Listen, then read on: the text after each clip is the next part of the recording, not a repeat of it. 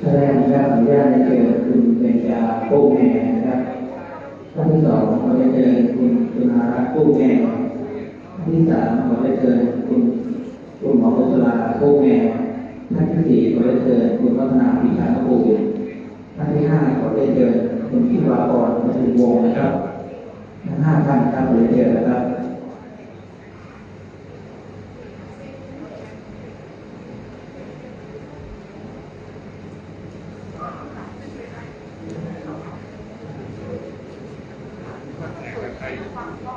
ใครเปิดมอนไม่เป็นนี่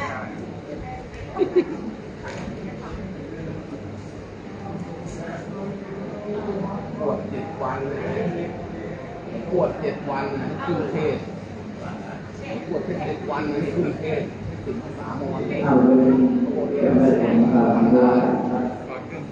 นาบุญเสียนาบุญผู้ขาวนาบุญนักดาระวังภาพที่จะโยงครับ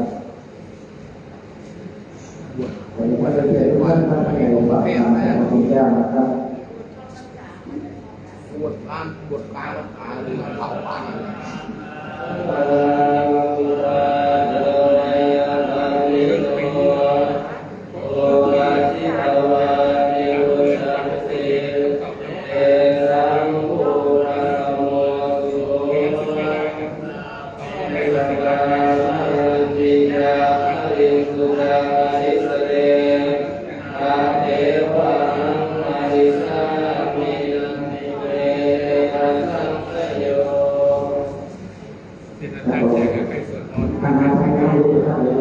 ผู้ชายผม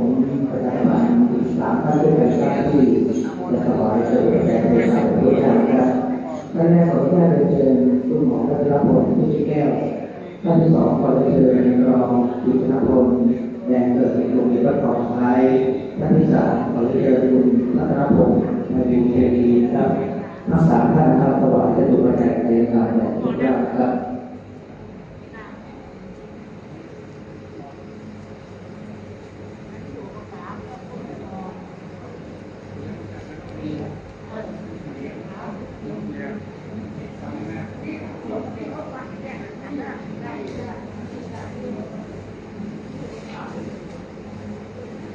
ต่อไปเราถวายให้ครับ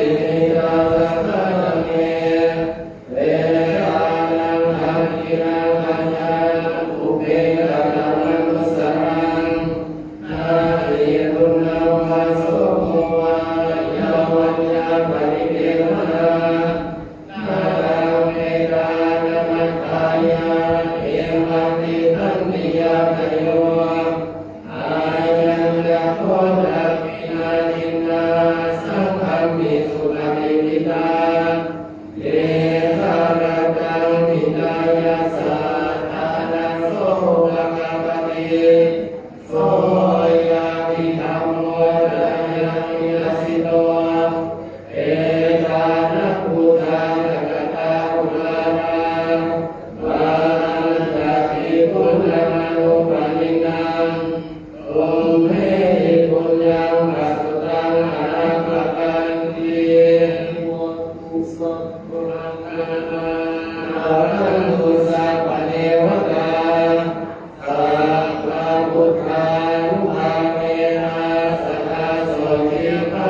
ตุเตมาวันตุสัพพะลังมาคันตุสัพพะเทวตาสัพพะธัมมานุภาเวนะสัทธาสวัสดิภวันตุเตมาวันตุสัพพะลังมาคันตุสัพพะเทวตา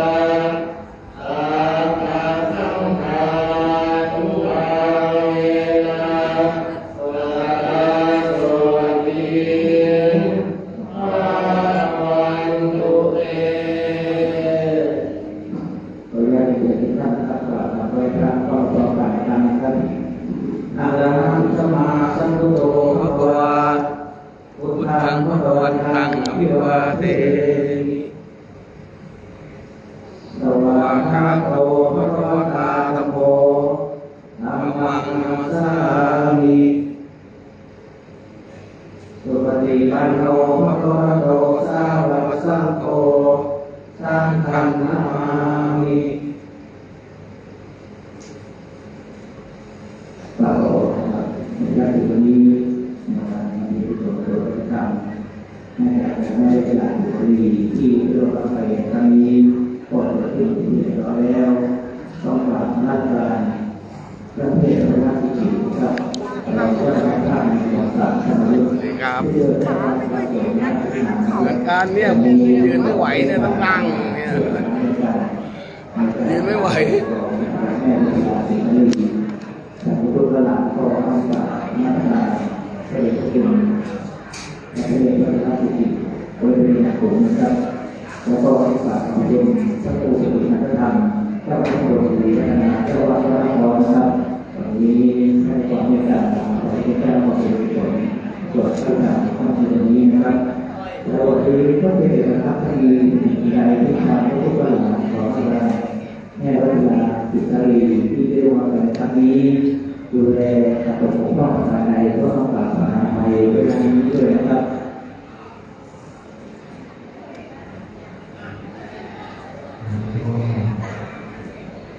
เราออกฟังนะฮะหรือว่าจะได้สิ่งที่ทำกันไม่เคยรู้สอบชุดนะฮะถ้าผู้ใดไม่ได้กลับก็รับชมรับฟังนะฮะการให้กลับเราเป็นการก็ให้เป็น30ก็ในที่สุดทุกท่านก็คือได้ถึงมากๆก่อนนะแล้วก็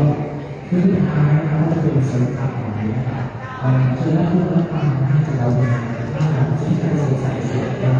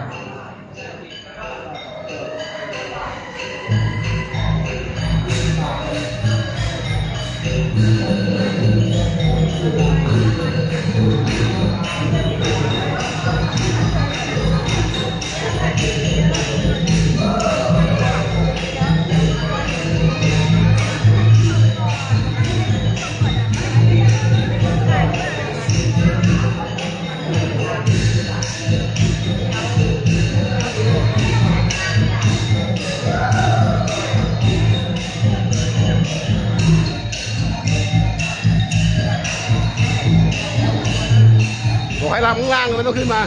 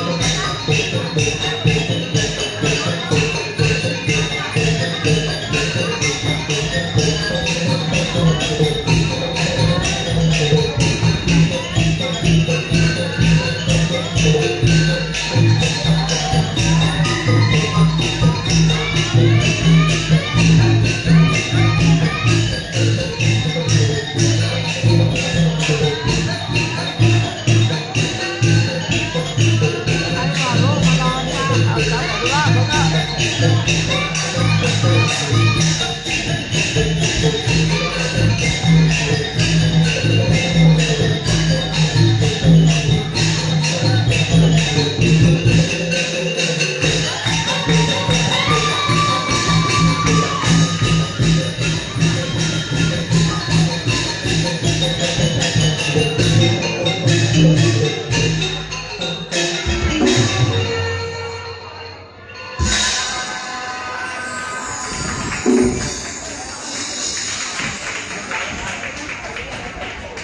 รับก็ขอขอบคุณนะฮะสำหรับเสียงปรบมือด้วยนะฮะก็ขอขอบคุณนะฮะสำหรับทางเจ้าภาพนะครับที่ไว้เนื้อเชื่อใจนะฮะจะพาที่งานเป็นท่านมอญสิงห์ชัยสื่อสายสิ่งของเรานะครับมาบรรเลงประดับเกียรติในงานนี้นะครับก็วันนี้เป็นคืนที่3ด้วยกันนะฮะแล้วก็พรุ่งนี้นะครับเป็นวันพระราชทานเพลิงศพนะครับก็ขอขอบคุณคณะที่นี้ด้วยนะครับในงานทัพข่าวใดนะครับฝากไว้ในพระวงอ้อมใจนะครับอนุภาพมอนสิงห์ชัยสื่อสายสิ่งนะครับถือว่าเป็นคืนที่ความทุกอย่างนะครับอยากฟังเพลงไหนนะครับขอกันมาได้นะครับ ถ้าเราร้องได้ก็จะจัดให้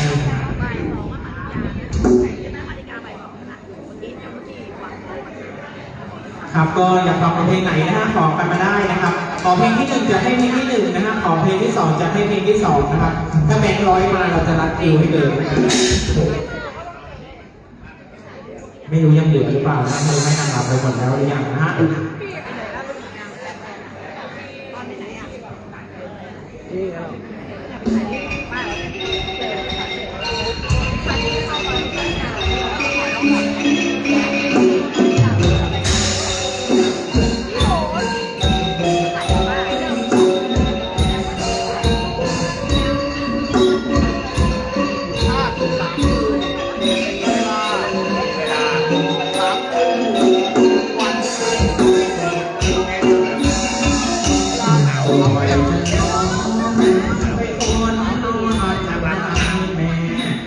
สวยมากใจสวยความร้ายในคืนไทยสวยไปตัวสวยไปทั้งสิ้นดูดังโง่น้องดินเมาวันชมชิ้นให้คนกล้ามหายตัวมีเรียกคนเช่นคนสุพรรณแต่คนนั้นจะหอบจะพันหมดใจเสียดายแล้วบังเอิญเป็นไปไม่ได้อยากจะรู้สักวันจะเป็นของใครใจใดโชคดีอยากเป็นใครสดใสร่างกายก็คุ้มแนบให้ตรงนุ่มนุ่มอย่างสมบูรณ์ก็คงสุขีสวยเหลือเกินหน้าเดินเหยียบโคดูดีสวยจนล้นคนดีในกอดสักทีลืม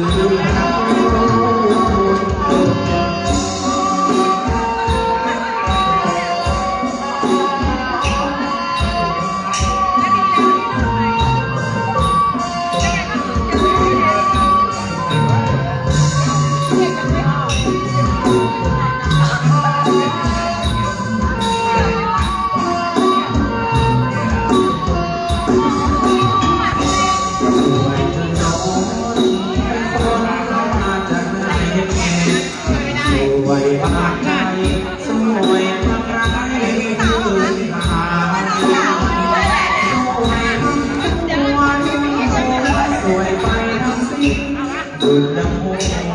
น้องดินเมาวันชมชิ้นให้คนกล้ามกลายหากว่ามีเรียกคนเช่นคนสุพรรณชื่อคุณแทนคนนั้นจะมอบจำมันไปทานกอดไรเสียดายละครบังเอิญเป็นไปไม่ได้อยากจะรู้สามวัยจะเป็นของใครใจใดชูดีอยากเป็นใจ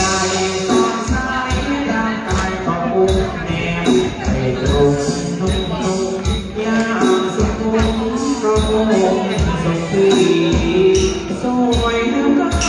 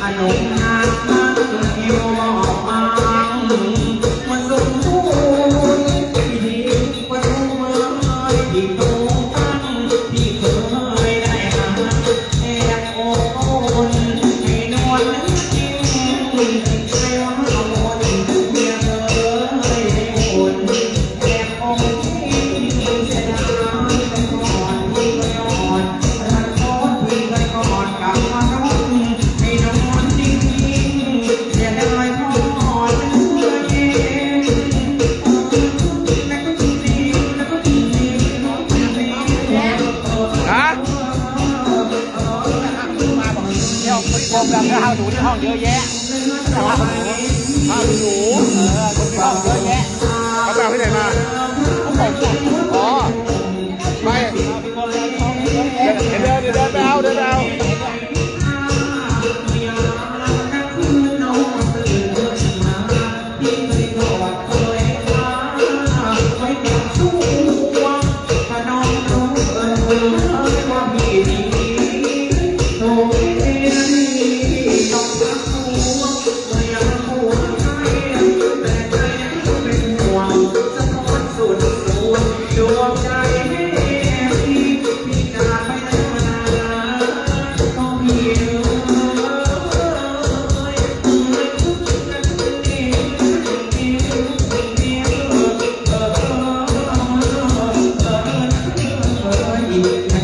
อ้าวยังไม่กลับอีกอ๋อยังไม่กลับบ้านอีก เดี๋ยวเช้ามาเดี๋ยวแช่น้ำก่อน โอเค ทำอะไรให้เรียบร้อย ครับ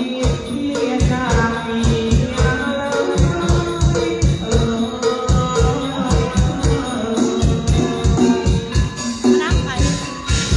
ของเก่าเลย